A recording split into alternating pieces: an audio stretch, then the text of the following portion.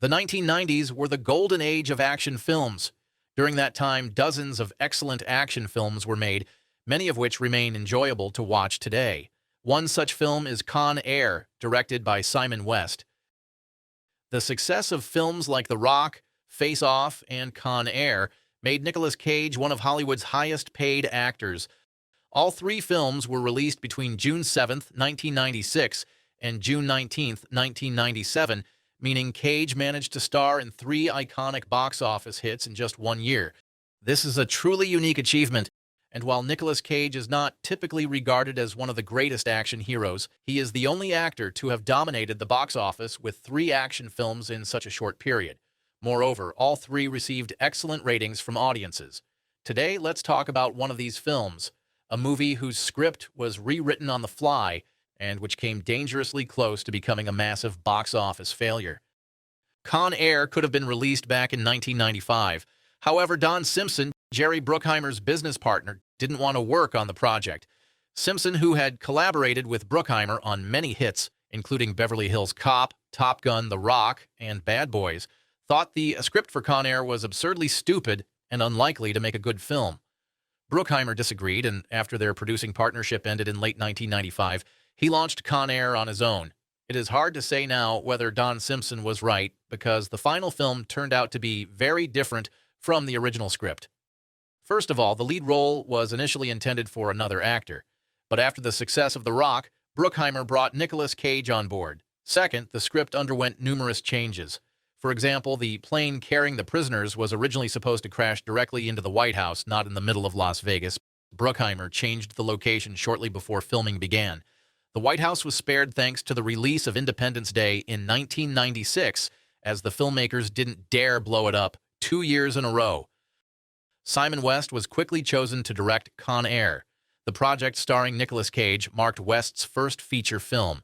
At the time, it was common to hire music video directors for such projects, and Bruckheimer already had successful experience working with Michael Bay.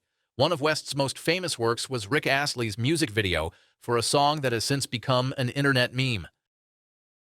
Bruckheimer initially wanted to cast Tom Cruise in the lead role, having worked with him on Top Gun and Days of Thunder.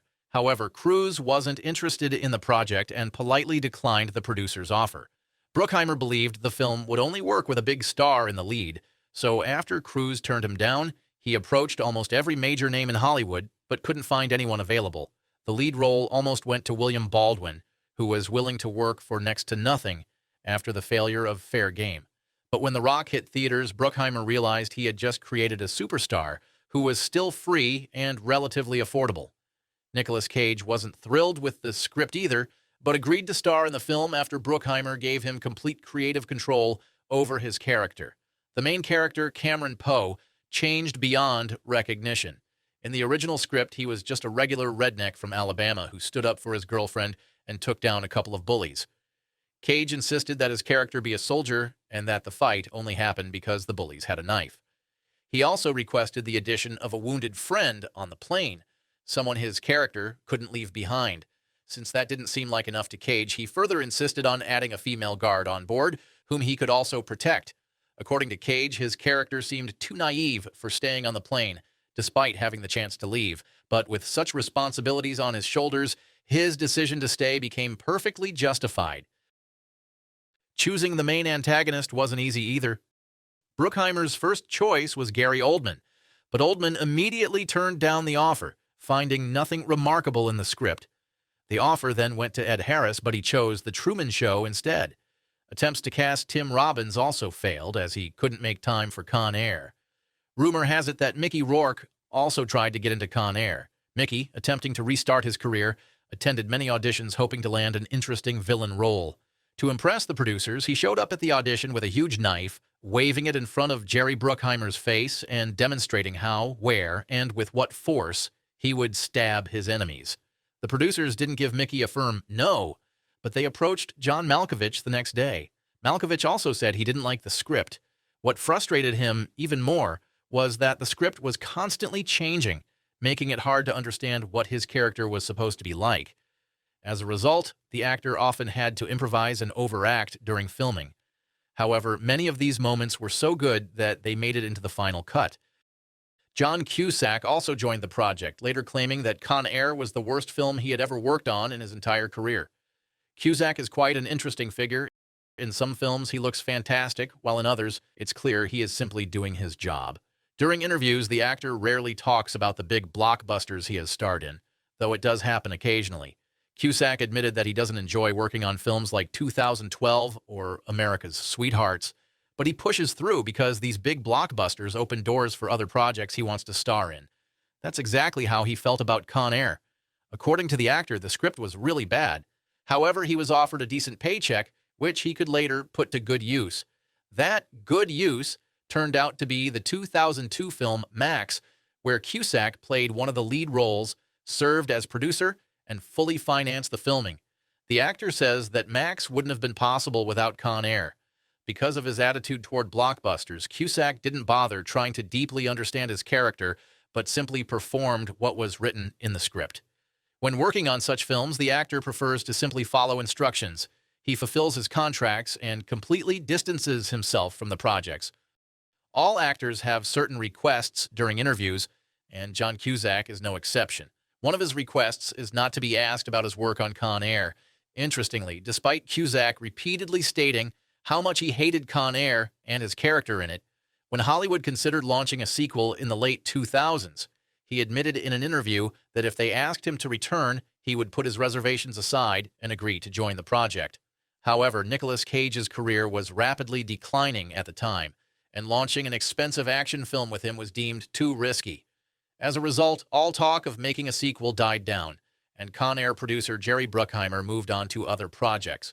Audiences never got to see Cusack in the sequel to the film he despised so much. It is quite strange that, of all the films he reluctantly starred in, Cusack specifically highlights Con Air, compared to films like 2012 or America's Sweethearts, which Cusack refers to as paycheck movies. His performance in Con Air was actually much better.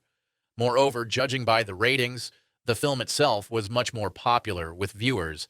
It is possible that the actor isn't telling the whole truth, and his problem with Con Air goes beyond the fact that it was a film with a bad script that he took on solely for the money.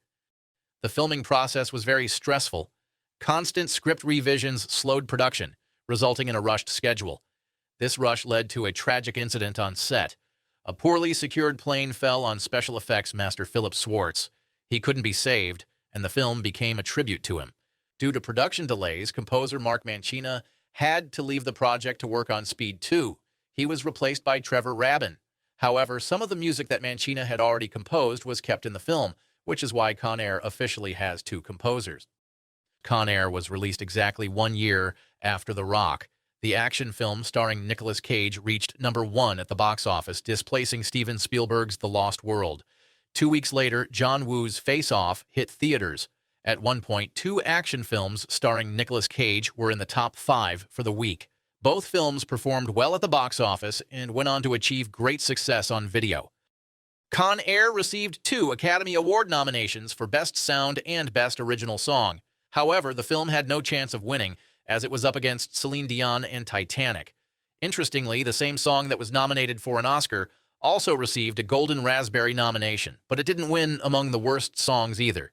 If Titanic dominated the Oscars, Kevin Costner's The Postman did the same at the Golden Raspberries, taking the prize for the worst song. By the way, the cargo plane used during filming was sold after production to a small airline specializing in freight services in northern North America. In 2010, the plane crashed in Denali National Park. According to witnesses, it was making an emergency landing on the highway when a tour bus appeared, forcing the pilot to swerve to avoid it. All 3 people on board died. To sum up, Con Air is another good example of how not to make a movie. Last-minute script changes and production delays often lead to rather unfortunate results. But Con Air was lucky. Despite all the challenges, the film performed well at the box office and was well received by audiences. Though Con Air is regarded as a decent film, it has a lower rating compared to the other 2 films in the Golden Trio, The Rock and Face Off. Thanks for watching, subscribe, and stay tuned.